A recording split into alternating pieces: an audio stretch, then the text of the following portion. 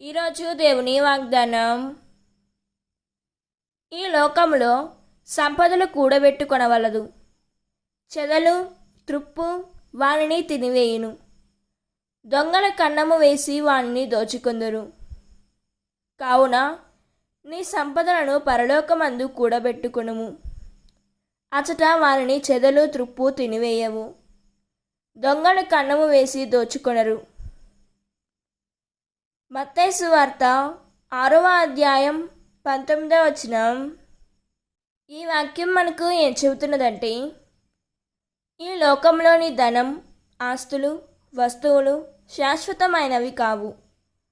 అవి కాలంతో నశించిపోవచ్చు లేదా పోగొట్టుకోవచ్చు. కానీ దేవుని కొరకు చేసిన మంచి కార్యాలు, ప్రేమ, ప్రార్థన, విశ్వాసం పరలోకంలో నిత్యమైన సంపదగా నిలిచిపోతాయి.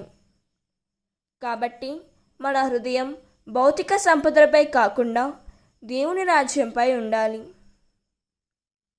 దేవుడు ఈ వాక్యం వింటున్న ప్రతి ఒక్కరిని దీవించునుగాక.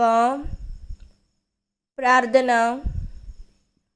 ప్రియమైన పరలోక తండ్రి, నశించిపోయే ఈ లోక సంపదల కంటే నిత్యమైన పరలోక సంపదలను వెతుకుటకు నాకు జ్ఞానమును అనుగ్రహించుము తండ్రి.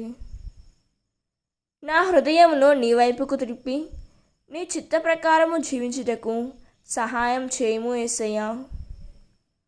నా జీవితము నీకు మహిమ కలిగించే విధముగా ఉండునుగాక.